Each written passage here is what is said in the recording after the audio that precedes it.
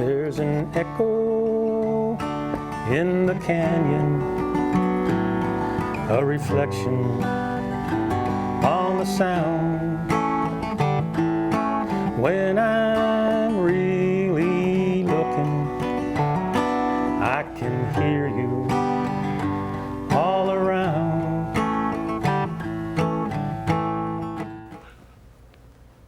Welcome, world. Hello. Oh, yes. And the world, you may have noticed, was focused on Jakarta, Indonesia.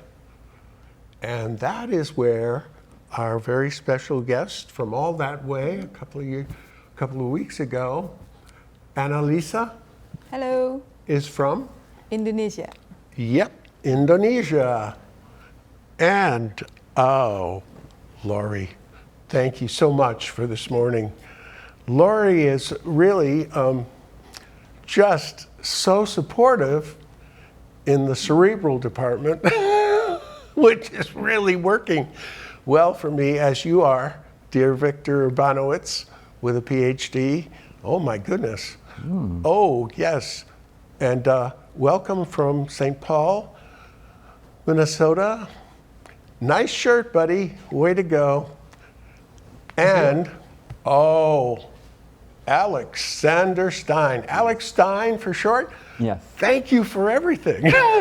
Thank you for everything. That's the show that's giving us some excitement with red background. Mm-hmm. Oh, yes. And so, oh, good. He's got, what is it? What is it? PhD. Yeah. Oh, I love it. Let no one forget it. Let no one forget it. Not in this group. Was that from Post-it University? Yeah. Post-it University. Oh, we have a place called Post University. Yeah. In Connecticut, you know that, don't Yes. you? Oh, you're blowing my hat off again with what you know. But your quips, they're the best. Oh, thank you. So, Anna Maria has got a few lines, but we want to open with a poem that Victor has prepared, and thank you, Victor. I'm so grateful. First of all, he saw it come over the internet from poems.com, the poetry organization that sends free poetry day by day. And he picked it out. And he said, what a great way to open the show. And here he is. The job description. Job description by Evie Shockley.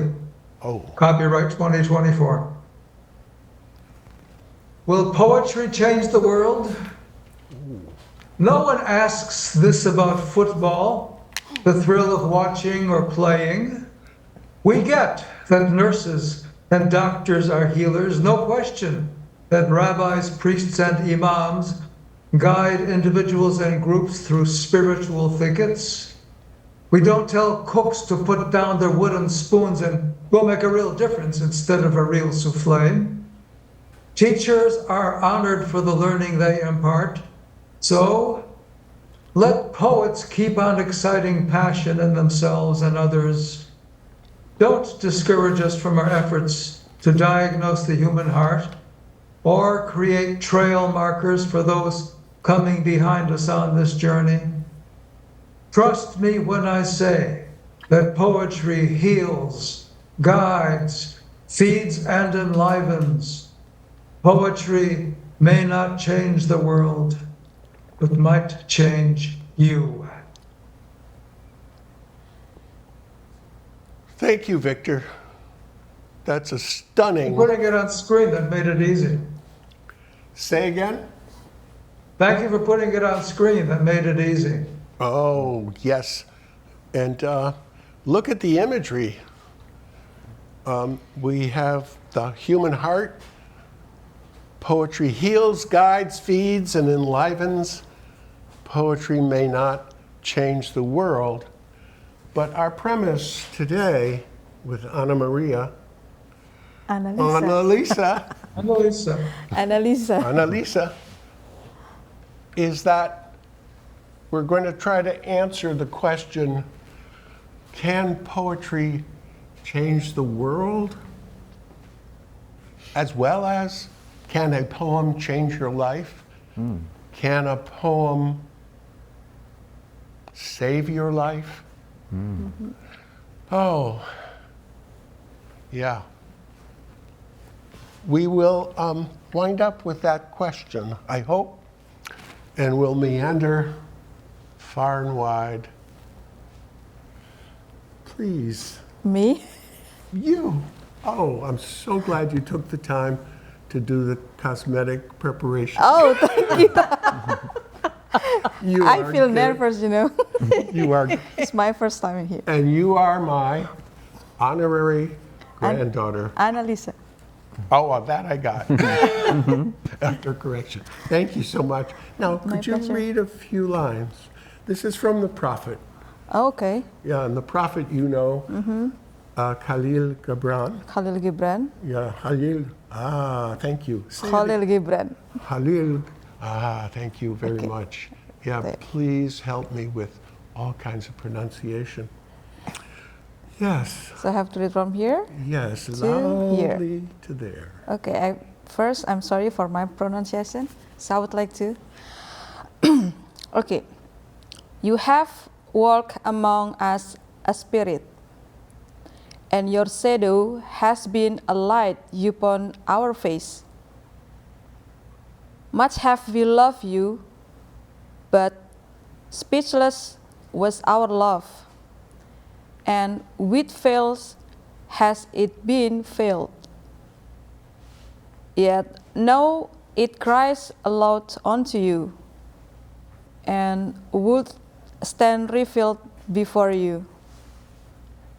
And ever has it been that love knows not its own depth until the hour of separation. Till the hour of separation. Till the hours of separation. Oh, so touching, so moving. Thank you very much. Well My read. pleasure. Oh, yes. Would you read to my mother? Sure. This is right in linear fashion, logically where we've been. It's Mahmoud Darwish. Mahmoud Mahmoud Darwish. Darwish. Yeah, I'm not teaching you, you're teaching me because you know him. Yep. Yes, you know him well, and he is the national poet, of course, of the Palestinian culture and state. Oh, what a touching poem. Thank you. It's a beautiful poem because it begs you to look at it from a different point of view. To my mother. Dearly, I yearn for my mother's bread, my mother's coffee, mother's brushing touch. Childhood is raised in me, day upon day in me, and I so cherish life, because if I died, my mother's tears would shame me. Set me, if I return one day, as a shawl on your eyelashes. Let your hand spread grass over my knees, over my bones. Christened by your immaculate footsteps, fasten us with a lock of hair, with threads strung from the back of your dress. I could become a god. A god is what I'd be, if I but touch your heart's deep breath. Set me, if I ever return, in your oven as fuel to help you cook, on your roof as a clothesline stretched in your hands. Weak, without your daily prayers, I can no longer stand. I am old. Give me back the stars of childhood, that I may chart the homeward quest, back with the migrant birds, back to your awaiting nest. Waiting nest. I read it culturally in a way as the symbolism of a mother representing a culture and a people. And the nest has been disturbed and actually decimated. One of the most poignant newspaper articles I've read recently was about the bombing of this past week.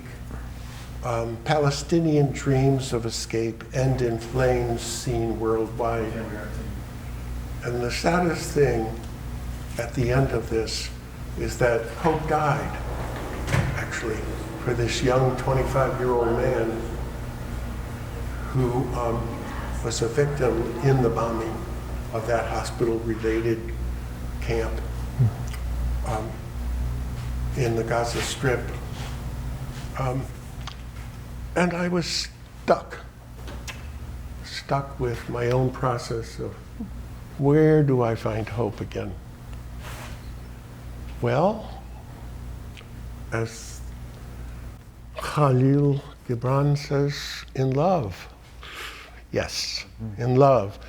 And Victor has a couple of poems that he has chosen particularly, but the one that brings me to tears is Mary Oliver.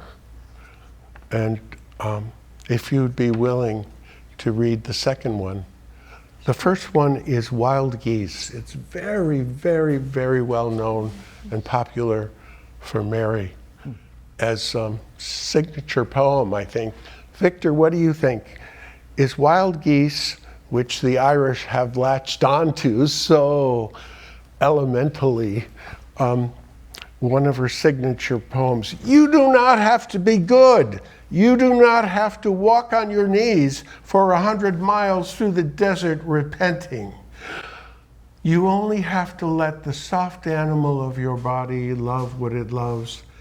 Tell me about despair, yours, and I will tell you mine. Meanwhile, the world goes on. Meanwhile, the sun and the clear pebbles of the rain are moving across the landscapes, over the prairies, and in the deep trees, the mountains and the rivers. Meanwhile, the wild geese, high in the clean blue air, are heading home again.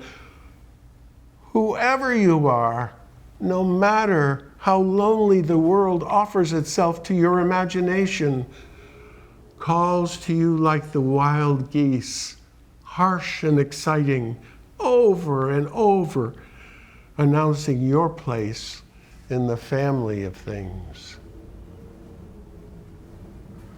And yet, we are challenging everything. Ecology. Our last show with JP had a really good reference here to that. He said, we're all part of it. The human race is part of the ecology. Come on, wake up.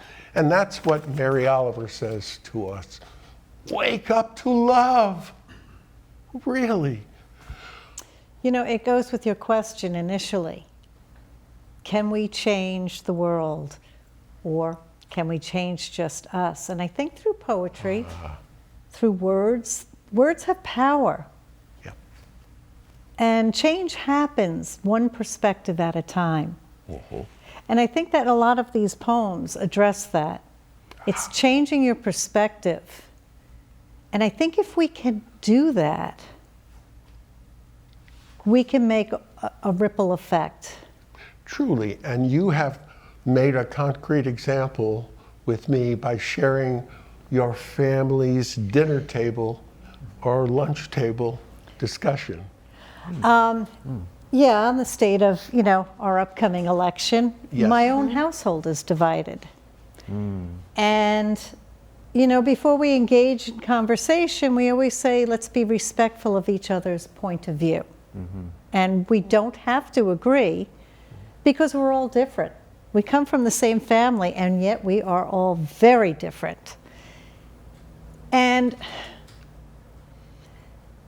tying it back to words, and words have power. I think if we make, without being too political, because that's not what. No. Light on the politics. Light on the Heavy politics. on the poetry. Yes, and words, and words. And I think And that words, yes. if we can pay attention to the words and feeling behind the words, not the issues at hand, but the feeling and the sentiment and the delivery of words, that is what we should pay attention to, because that will guide you. Thank Because you. no matter where we come from, other parts of the world, as we're all sitting here today, I think that we all have a common, a humanity, and we all want the same things. To be loved and loving. As simple as that. Simple as that. Thank you, Lori, for sharing that. That was so grounding for me today. It really helped me to see the broader picture.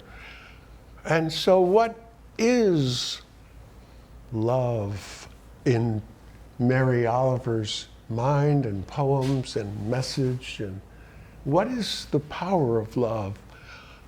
Wow. Well, yes, I felt it in that poem. Victor, do you have a Mary Oliver poem that you might have chosen? Or do you have a Rumi poem with love in its core? Or, I'm a little light on Rumi. I have a friend whose father was Near Eastern Sufi, but he would dance all night and then come home and bring fresh baguette and butter as a treat for the kids. But Rumi poems, I don't have any. I do have something John Peter posted by Mary Oliver. oh, that one. Yes, I It's love it. related to love. It's called Don't Hesitate. Would you like to hear that? Thank you, Victor. There's one I don't know. Oh, I'm so Okay. happy. It's a prose poem. Yeah. If you suddenly and unexpectedly feel joy, don't hesitate. Give in to it. There are plenty of lives and whole towns destroyed or about to be. We are not wise and not very often kind, and much can never be redeemed. Still, life has some possibility left. Perhaps this is a way of fighting back, that sometimes something happens better than all the riches or power in the world. It could be anything, but very likely you notice it in the instant when love begins. Anyway, that's often the case. Anyway, whatever it is, don't be afraid of its plenty. Joy is not made to be a crumb. That's a beautiful choice. Thank you for finding that. Thank you, JP, up there in Ontario, Canada, who's listening and helping us row, row, row, row that canoe toward the abyss, over the falls. Take the plunge into full passionate love, says Mary Oliver. And we read that one last time. Alex, Yes. what would you like to read for us? Is this one? Yeah. You know, this is actually very interesting because this is not the first time I read this poem Really? out loud to people. You're kidding. No. When before? Well, I'm an educator, and I usually educate privately, and I've known this student for about a year and a half, and he was going through a lot of really difficult times, high schooler, right? And you know how it is. Sometimes parents may pressure you, or society might pressure you to perform, and you just want someone to listen to you and someone to know that it's going to be okay. You don't have to, be on the treadmill trying to run a marathon when you're still trying to learn how to walk. And I felt, or he told me that I was like the only person in his life that reminded him that it's okay if you can't be perfect. And so we all went to lunch, him and other high schoolers. We all went to lunch together. And before we sat down for lunch, I read this poem to him. So I know this poem. Read it for us. This is perfect. Synchronicity again with this crowd. This is Rudyard Kipling. Yeah. Yeah. If you can keep your head when all about you are losing theirs and blaming it on you. If you can trust yourself when all men doubt you, but make allowance for their doubting too. If you can wait and not be tired of waiting, or being lied about, don't deal lies, or being hated, don't give away to hating. And yet don't look too good, nor talk too wise. If you can dream and not make dreams your master, if you can think and not make thoughts your aim, if you can meet with triumph and disaster, and treat those two impostors just the same, if you can bear to hear the truth you've spoken, twisted by knaves to make a trap for fools, or watch the things you gave your life to broken, and stoop and build them up with worn out tools, if you can make one heap of all your winnings and risk it on one turn of pitch and toss, and lose and start again at your beginnings, and never breathe a word about your loss, if you can force your heart and nerve and sinew to serve your turn long after they're gone, and so hold on when there is nothing in you except the will which says to them, hold on. Whoa. Yeah. Thanks, Laurie. Oh, thank you. Oh, well, thank you. Marvelous poem. Yeah, it is. And high schoolers resonate with it? They do, well, because they're still learning their sense of identity. Yes. Who are they? Who are they? And that's perfect. You know, if everyone is telling you something that is an illusion, how do I know what's true? Should I go to this school? Should I follow this path? My parents say this. My society says I need to do this. But if you can, you know, ignore all the lies and still, everything that the poem says, and just keep your, I think basically the integrity of it. If you can maintain your integrity no matter what and move forward, you know. Integrity, personal integrity is the bottom line. Yeah. And that's such a crucial age, too, because it's the age where we start to formulate our own identities and who we are, Yes. and pay attention to our own inner voice. Yes. You know, and it's a very difficult thing, too. And I've taught that age group of children, a former educator. It's a difficult process. And when they start to pay attention to their own voice, they can guide their own life. And that's difficult because you trust your parents to know what's best for you. Yeah. You trust your teachers to know what's best for you. And to begin to learn to trust yourself is the beginning of a lifelong process. Yes. Beautifully said, and the truth of our maturational progress from stage to stage. So we'll come back after a break, which we're going to take in about a minute. But I want to introduce the two books that have changed my life and also opened my heart. And one is titled 10 Poems to Open Your Heart. Roger Hosden, and he wrote one earlier, 2002, 10 Poems to Change Your Life. And I think Victor's had an opportunity to at least see a couple that I've either mimeographed or he's checked out. The 10 Poems to Open Your Heart are the ones we're referring to. Both books start with a Mary Oliver poem. We've done both now. West Wind is the one that we talked about, jumping over the falls madly in passionate love into the depths of it. And then a couple of other poems in here, and I'll come back to Victor to see what strikes him.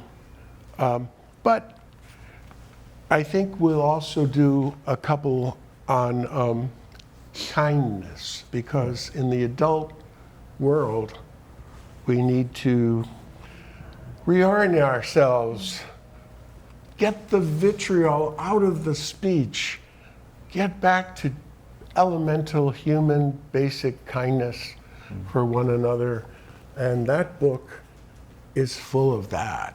Yes, the prophet. Yeah. So we'll come back to you to read a couple of lines, if you like, to open the second half of the show. I love just taking a chance and pointing a finger at a page and just seeing what it is. These 3 paragraphs. And for you, perhaps, kindness to be read? When we come back. Oh, no. Okay. Very good. Do come back. We are focusing on the world today and everyone who's looking for some hope How can after all the internecine warfare in all the hot spots of the world. So, come back. We'll have the same color red for passion and love, and we'll make a few references to Mary again. She's been a mentor to me. So, a 2-minute break probably, or whatever the service announcements are. They're wonderful. Check them out. You won't believe the quality of the service announcements. They even beat the commercial. Way to go.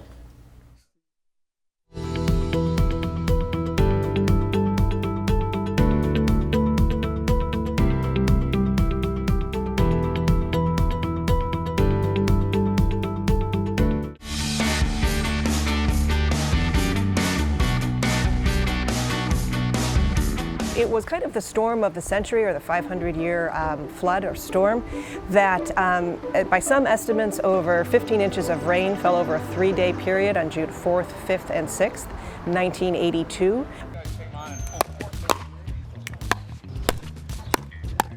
What is pickleball? The sport that has captivated millions with its combination of tennis, badminton, and ping pong can be played 1-on-1 or 2-on-2.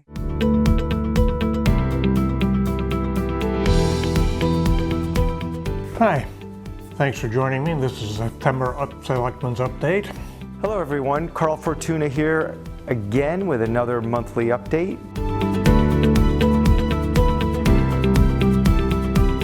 Good morning everyone. Today's the Town Council regular meeting, Wednesday, October 4th, 2023 at 8 a.m., Town Hall Green Room. Tom and Rick had a part of that.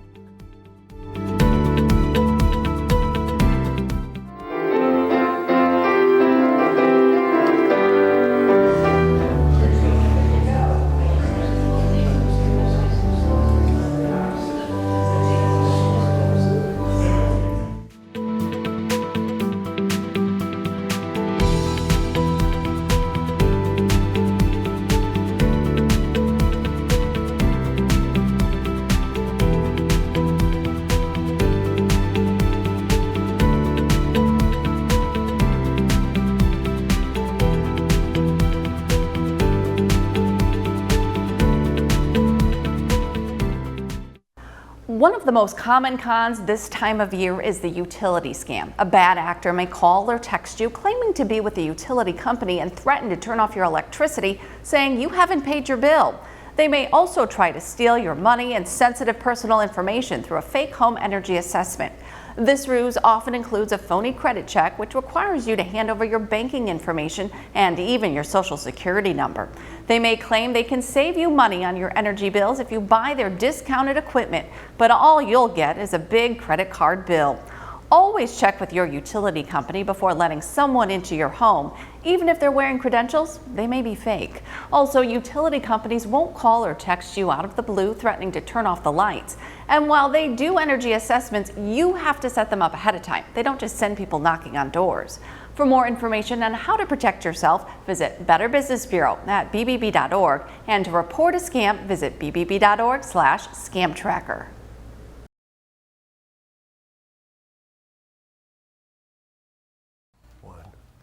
Welcome back. Come on in, world. This is turning out to be a bonanza of a show, as obviously. We're going to take a chance on synchronicity. And Mike, we're going to focus on Annalisa. up Okay. close. Okay. And she's prepared because she had a wonderful job done with the cosmetology here. She's marvelous. She is my honorary granddaughter Granddaughter. in the heart. And she's going to read a few lines. And hopefully her parents in Jakarta Yep. are watching and will be next week because this is taped and then it's shown next week. Okay. Yep. Thank you. Now it's my turn. Yep, your turn. Okay. And if it is a despot you would dethrone, see first that his throne erected within you is destroyed.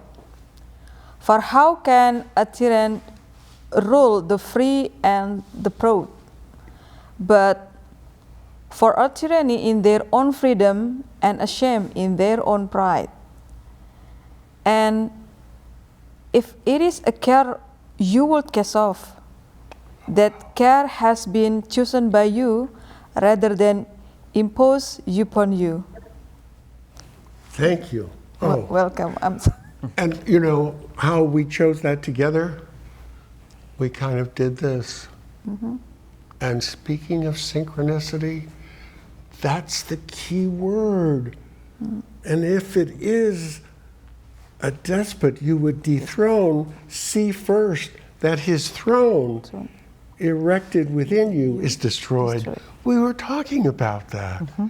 First, you have to look inside the language you're using, the conversation that's going on at the dinner table. You have to check in. For how can a tyrant, the book we're profiling on tyranny, how can a tyrant rule the free and the proud, the free and the brave, America?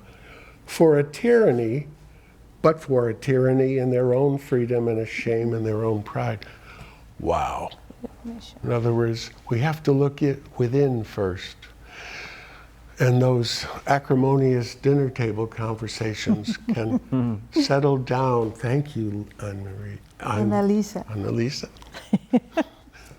I must know an Anne-Marie somewhere in heaven. Thanks again. My pleasure. The prophet, Khalil Gibran. Khalil Gibran, yeah. And where was he born?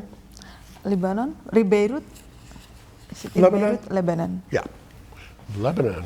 But as Alex has informed me, he was brought up in Connecticut.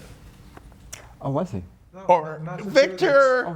I'm getting my... West Roxbury, Massachusetts. Thanks. Give us the story. He emigrated from Lebanon. I don't know where he was born. He grew up and he was raised in West Roxbury, Massachusetts. Okay. He wrote all his poems in English. They later became so popular they were translated into Arabic, is my understanding.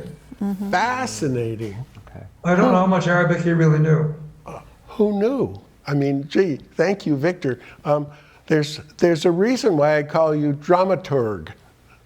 He's the expert behind the concept. Oh, thank you so much for that. And now... And I have a word of thanks for Annalisa.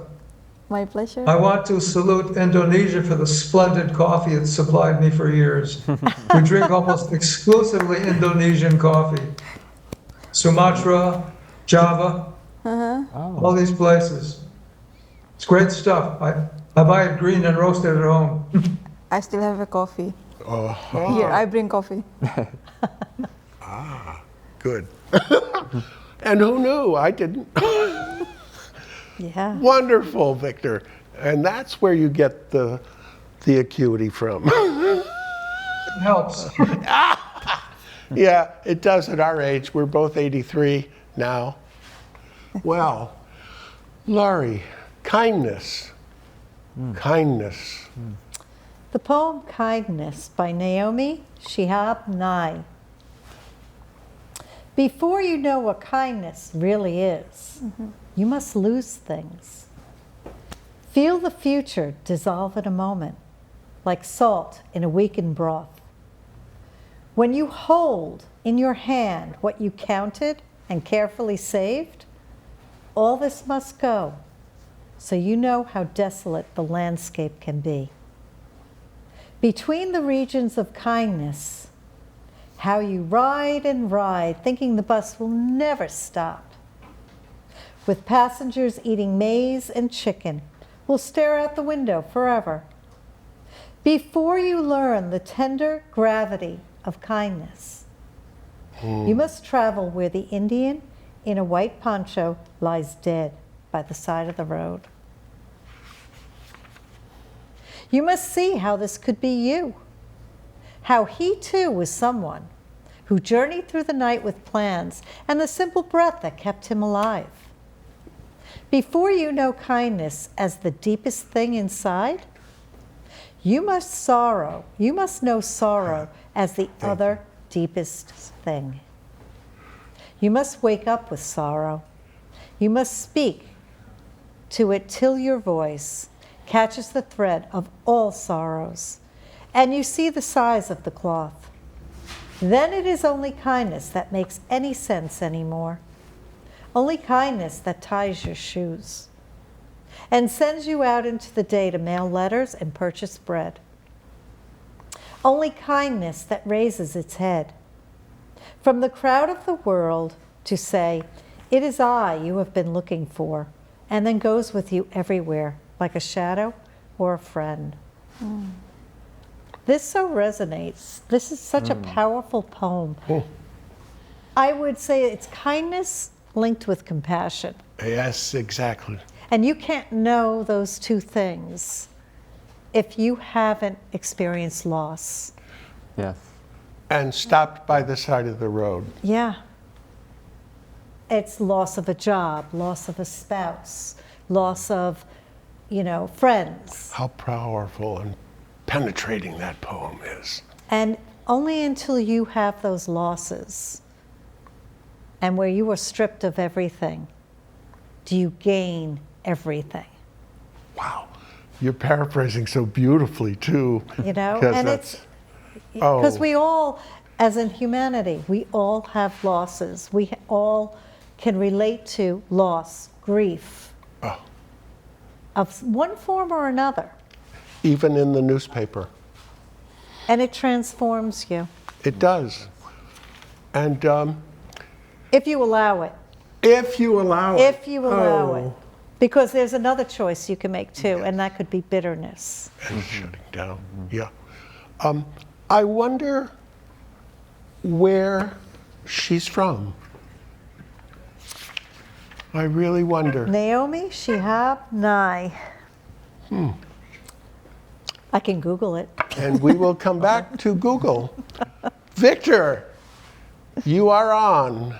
Give us the poems that you have chosen. I asked you if you had one or special or two that you figured can have changed your life or could change your life. And also one or two, possibly, that can or have opened your heart. Mary Oliver already, full disclosure, has accomplished a revolution in my emotional life. No question about it, simply by her poetry and its efficacy for expressing feelings. The main way poetry changed my life was in my undergraduate years. The analytical essays I wrote were so well received that just confirmed me in majoring in English, and that changed the rest of my life. There's so many poems that I like. I don't know which have changed me, even Shakespeare sonnets,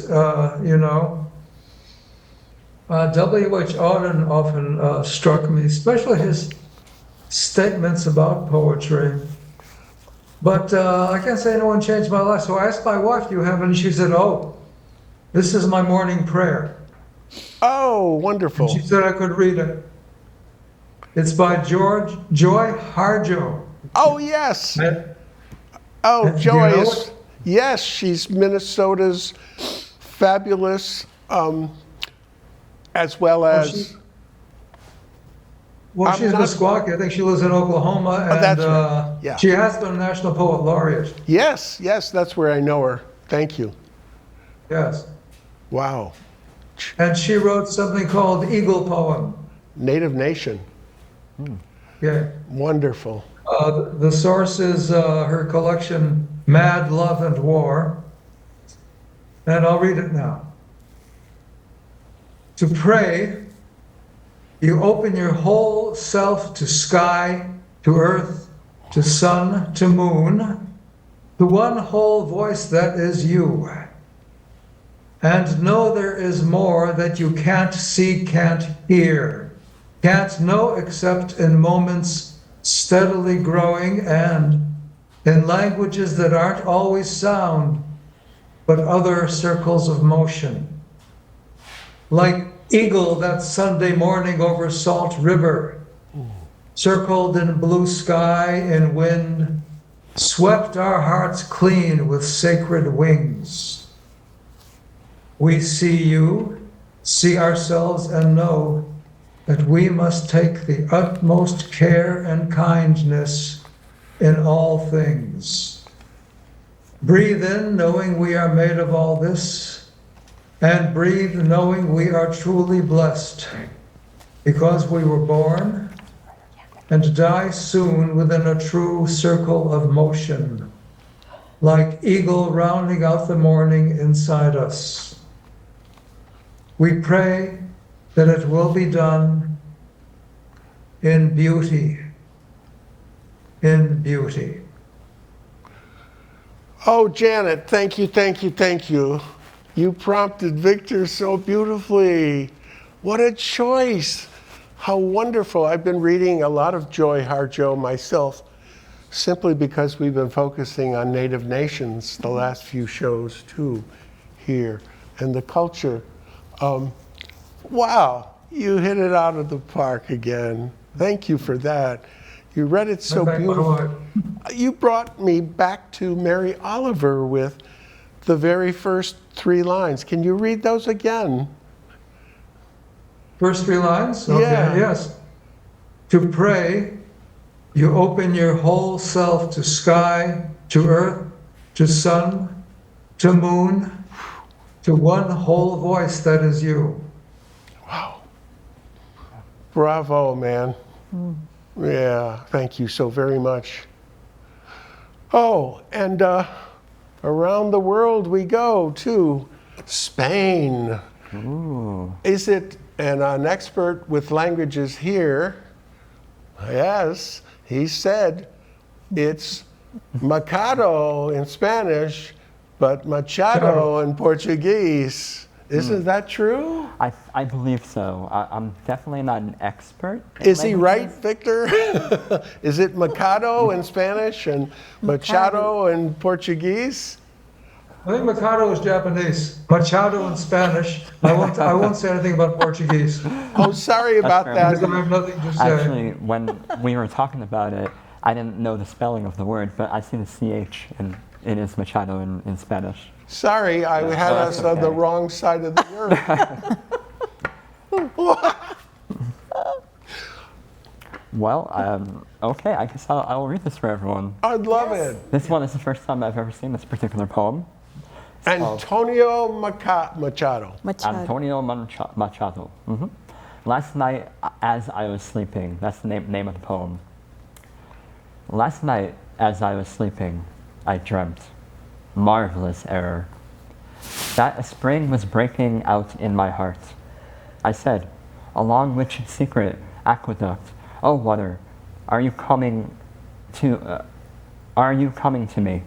Water of a new life that I have never drunk. Last night, as I was sleeping, I dreamt, marvelous error, that I had a beehive here inside my heart, and the golden bees were making white combs and sweet honey from my old failures. Last night, as I was sleeping, I dreamt, marvelous error, that a fiery sun was giving light inside my heart. It was fiery because I felt warmth as from a hearth, and sun because it gave me light and brought tears to my eyes. Last night, as I slept, I dreamt, a marvelous error, that it was God I had here inside my heart. Oh, yes. Marvelous error. What an ironic Wow. calling out of the power. Marvelous error. Why is it an error? That's my question. Yes, Victor, can you shed a little light here? Oh, I don't know the etymology, but it almost seems error is regarded positively. Yes. And it comes from the Latin verb to wander, so it was maybe a fortunate wandering, Yes. and not necessarily something false. And the imagery. Oh, the beehive that becomes the heart. With the combs in the substance of the heart. And he's dreaming. How wonderful. May I? Yes, please. May I reflect on the beauty of the anthologist's comments, because the whole point of these two books is that Roger Housden writes an explanation from his own understanding of the poem. And it was very, very helpful to read this for me. Where do we go when we sleep? A third of our life is lived underground, and deep down inside us, a stream that will rise now and then to the surface. That's quite the image, a stream flowing. Trailing visions into our waking. Hit me last night. What am I dreaming about that for? Oh, yet what if that stream had been watering us all the days of our life and we never knew it? So water as a symbol of life, back to the Bible actually. Perhaps there is a life within life. Oh, a blessedness that pours through our days and years, and we barely suspect it. Here it comes. This is the marvelous idea that Antonio Machado is calling us to hear in his great poem. There is another life, he says, our true one, and it is here, just below our skin and our eyelids. Sometimes we can come awake to it in our night dreams. That's a transformational poem, if there ever was one, and yet so simple. But the imagery is so wonderful. Oh, it's a marvelous error. Why? Because we hadn't seen it. It's what secret aqueduct, O water of life, water of new life, are you coming to me from? Oh, they're golden bees. They're making white combs from sweet honey and from my old failures. It's the transformation through the dream work. Isn't that a wonderful explanation of the deepest unconscious life that we all have, Freudian style? Oh my goodness, the poem just, again, is so powerful. And Victor, another one, please, that if not opened your heart, came close to it. Or Something I managed to dig up at the last minute. So, really, those are the best. Actually, well, I've got a couple of things here. Don't touch it. You said we ought to bring in some Wisława Szymborska. I thought this was wise. Love at first sight you asked for? Yeah, we also heard from him or her last time. Wasn't it wonderful the way you suggested her poem? And through Gil, of course, or Gil through you, or the three of us. We have a think tank going on every now and then. I have varieties of helpers, and it's my class of 64. Yeah, Szymborska. Okay. Love at first sight. They're both convinced that a sudden passion joined them. Such certainty is beautiful, but uncertainty is more beautiful still. Since they'd never met before, they're sure that there'd been nothing between them. But what's the word from the streets, staircases, hallways? Perhaps they've passed by each other 1,000,000 times. I want to ask them if they don't remember a moment face to face in some revolving door. Perhaps a sorry muttered in a crowd, a curt wrong number caught in the receiver. But I know the answer, no, they don't remember. They'd be amazed to hear that chance has been toying with them now for years. Not quite ready yet to become their destiny, it pushed them close, drove them apart. It barred their path, stifling a laugh, then leaped aside. There were signs and signals even if they couldn't read them yet. Perhaps 3 years ago or just last Tuesday, a certain leaf fluttered from one shoulder to another. Something was dropped and then picked up. Who knows? Maybe the ball that has vanished into childhood's thicket. There were doorknobs and doorbells where one touch had covered another beforehand. Suitcases checked and standing side by side. One night, perhaps, the same dream grown hazy by morning. Every beginning is only a sequel after all. And the book of events is always open halfway through.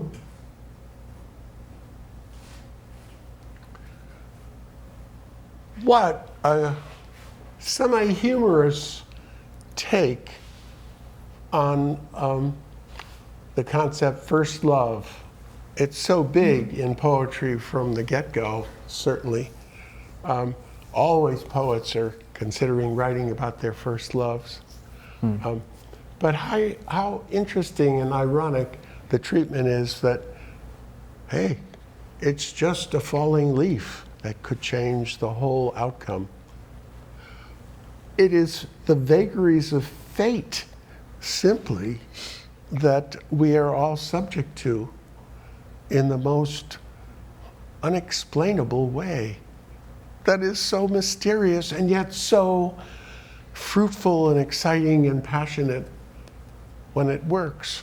And it did for a while in this poem, didn't it, Victor? It did, yes. I like the playful skepticism. Oh, Come on, yeah. really first sight? You don't know, do you? You don't know, do you? Just wait a while. And then there's another